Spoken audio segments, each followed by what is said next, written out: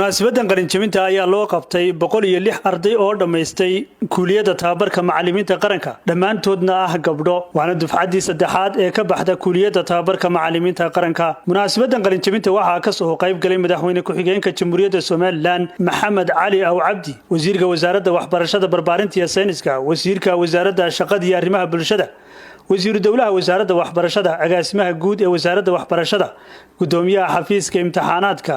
hay'adaha la shaqeeya wasaaradda waxbarashada waalidiin mudan iyo marti sharaf kale ugu horeyntii munaasabaddan waxaa ka hadashay Raxmo oo ah gudoomiyaha kuuliyada tababarka macallimiinta maanta farxad weyn bay noo tahay qaran ahaan hadaynu nahay maanta waxa qalin jabinaya 106 hablood oo ka mid ah ardayda dhigata kuuliyada tababarka macallimiinta hablahaas waa soo dufcadani waa 106 ودفعتي ugu horeysay hablaha waxa kuuliyada tababarka macallimiinta la aasaasay dhismaheedu waa 2019 laakiin waxa la bilaabay 2015 waxa ka baxay in ka badan 2500 macallin dufcadan waxay ka mid tahay dufcadii saddexaad ee macallimiinta cusub ee ka soo baxay sekondariyada oo muddo 2 sano ku qaatay kuuliyada tababarka macallimiinta muddadaasi ay ku qaadanayaan shahaado macallinimo oo 2 sanadooda waxay diyaar u yihiin inay dalkooda iyo dadkooda u shaqeeyaan waxa laga soo kala xulay dhammaan Jamhuuriyadda Soomaaliland gobolada degmo kasta iyo tuulo kasta waxaan hablahaasi ugu hambalyeeynaa dhabar adeega muddadaasi ay muujiyeen waxaan kaloo u hambalyeeynaa wasaaradda waxbarashada oo garbaha ka taagan hay'adaha maxalliga hay'adaha mashruucan inaga taakuleeyay sida horumarka cilmiga hay'adda KER iyo mashruuca TVE oo inta badan laga caawiyo kuuliyadahan inay arday noo soo saaraan macallimiina waa mid ka mid ah tiirarka tayeynta waxbarashada haddaynu doonayno in dal la koriyo oo tayada laga hadlayo waxa mudnaanta koobaad ah waa macallinka waxa weeye kaada macallima iyo kuna rasuula waxa weeye halka ugu muhiimsan tirlaxaadka ugu muhiimsan hay'adaha la shaqeeya wasaaradda waxbarashada barbaarinta iyo sayniska waalidiin mudan iyo marti sharaf kale ayaa iyaguna munaasabadani ka hadlay anigoo ka wakiil hay'adda KER International tani waxay ka mid tahay wax qabadka mashruuci ballaarnaa ee horumarinta cilmiga oo ay maalgelinaysay midowga Yurub waa farxad weyn bay noo tahay sayidda ahaan inaan aragno maanta ardayda laga qalinjabinaysa sayidda waxay saaxiib dowla tahay ama wada shaqayn dowla leedahay wasaaradda waxbarashada iyadoo kala shaqaynaysay intii dalka lagu soo noqdayba horumarinta waxbarashada aad iyo aad bay runtii farxad igu tahay inaan maanta idinkala soo qayb galno xafladda qalinjabinta in aad kaalin muuqato ka qaadataan barbaarinta iyo waxbarashada carruurta wasiirka wasaaradda waxbarashada barbaarinta iyo sayniska Soomaaliland wasiirka wasaaradda shaqada iyo arrimaha bulshada agaasimaha guud ee wasaaradda waxbarashada wasiir dawlaha wasaaradda waxbarashada gudoomiyaha xafiiska imtixaanaadka qaranka iyo mas'uuliyiin kale ayaa iyaguna munaasabadani ka hadlay koowaad ee dugsiga hoose ilaa fasalka saddexaad waa habla ka hawlgeli kara u tababaran sababtaas aan keentay inaan maanta ugu dhawaaqno in la shaqaaleyn doono insha Allah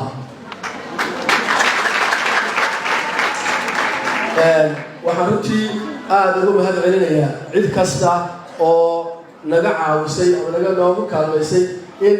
ay macadkaasi uu furnaado isla markaana uu soo saaro macallimiin tayo leh oo ummaddeenu aynu u baahannahay wax ka soo qabtaa dhowaan insha Allah waxaa iyaguna geli doonaan haddana ku jira arday badan oo hablaana way ku jiraan qaar kalena way geli doonaan dhowaan insha Allah waanu kordhin doonaa tirada macallimiinta dugsiga oo aad u yar awgiina waxaan insha Allah ku daali doonaa in la kordhiyo waxaan anigu idin ballan qaadanaa inaad aad noo noqotaan sample ama noqotaan hormood idinkana waxa la doonayaa inaad mas'uuliyadda runtiisa saartaan idinku halkaad maanta istaajisaan ayay macallimiinta kale ee la soo saaraya ay ku tusaale qaadanayaan niyad furan qalbi furan garaad furan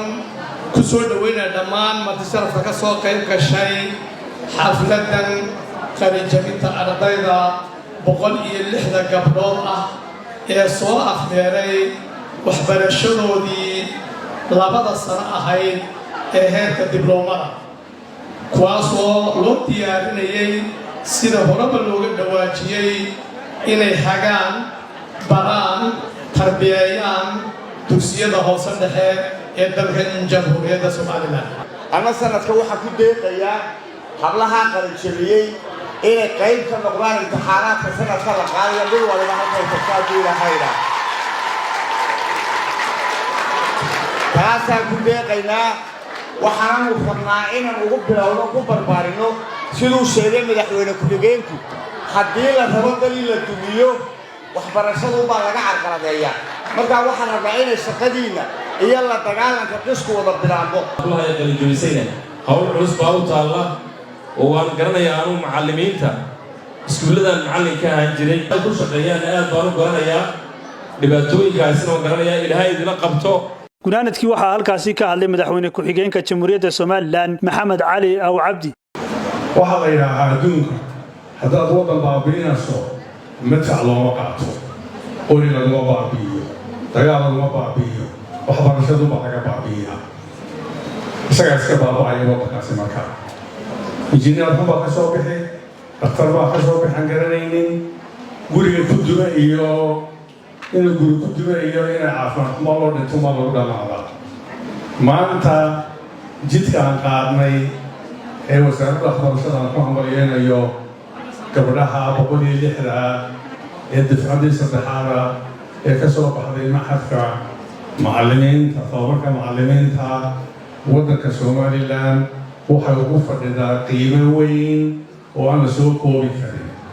gabdhaha macallimiinta waan u bogaadinayaa